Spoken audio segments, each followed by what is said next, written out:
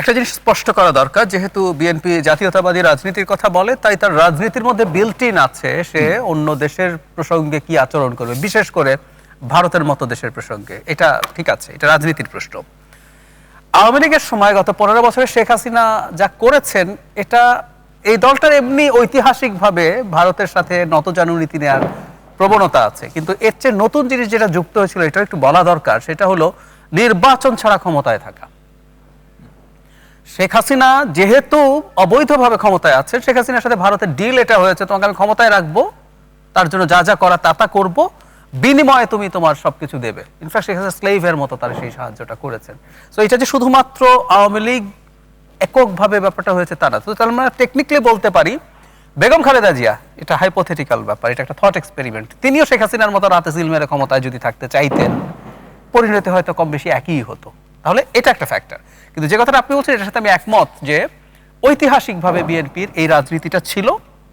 BNP যেহেতু জাতীয়তাবাদী যে রাজনীতি করে, ভারত বাংলাদেশকে কোনোদিনও একটা স্বাধীন, আবার বাংলাদেশ বলাও ঠিক না, এই উপমহাদেশের কোনো দেশ একটা স্বাধীন সার্বভৌম দেশ হিসাবে দাঁড়াক, সেটা আসলে চায় নাই, পছন্দ করে নাই। এই কথা ভারতের বহু বিখ্যাত লেখকও বলে গেছে যে ভারতের প্রাইম মিনিস্টার মোটামুটি ওই ব্রিটিশদের ভাইস রয়ের মতো হতে চায়, বাকি সব আপনার কলোনি, এভাবেই থাকবেন আপনি।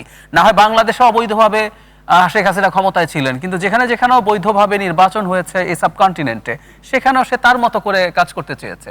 নেপাল স্বাধীন, মানে স্বাধীন না, তার রাজতন্ত্রের পতন হয়েছে, তার গণতন্ত্র হয়েছে, সে তার সংবিধান লিখবে, সে তার সংবিধানে কোন অঞ্চলকে কোন প্রভিন্সে যোগ করবে, এটা তার একটা সভরেন রাইট। কিন্তু আপনি বলছেন না, তুমি তরাই অঞ্চল পুরোটাকে নিয়ে একটা প্রভিন্স বানাতে হবে। এই যে আপনি ডিকটেট করছেন একটা স্বাধীন দেশের কনস্টিটিউশন নিয়েও, তার মানে হচ্ছে আপনি ওকে স্বাধীন হিসাবে দেখতে পছন্দ করছেন না। তো ভারতের যেহেতু এই প্রবণতা আছে, তার বিপরীতে প্রত্যেকটা দল তো তার রাজনীতির কতগুলো লক্ষ্য ঠিক করে। বিএনপি যেহেতু জাতীয়তাবাদী রাজনীতি করে, ভারতের এই হেজিমনিক যে অবস্থান, সেটার বিরুদ্ধে তার দাঁড়ানোটা ইনএভিটেবল ছিল। আমি এই প্রসঙ্গে যোগ করি, এটা বেগম খালেদা জিয়া, ইভেন জনাব তারেক রহমানও, উনি আর সব মানুষের মতো উগ্র ভাষায় কথা বলেন না। ইনফ্যাক্ট এটা একটু বলতে হবে, বেগম খালেদা জিয়ার এই যে লেগাসি, যখন সারা পৃথিবী উগ্র কথা বলায় অভ্যস্ত হয়ে পড়ছে, সেখানে কিন্তু তিনি অত্যন্ত ভদ্র সভ্য ভাষায় কথা বলেছেন, কিন্তু শক্ত। জনাব তারেক রহমানকে বিবিসি বাংলার একটা ইন্টারভিউতে জিজ্ঞেস করা হচ্ছিল ভারতের সাথে সম্পর্ক নিয়ে, বিশেষ করে একটা পর্যায়ে এসে বলা হলো যে শেখ হাসিনা তো ওখানে আছেন, সেটা নিয়ে তো বাংলাদেশের সাথে সম্পর্ক শীতল হচ্ছে, ইত্যাদি ইত্যাদি।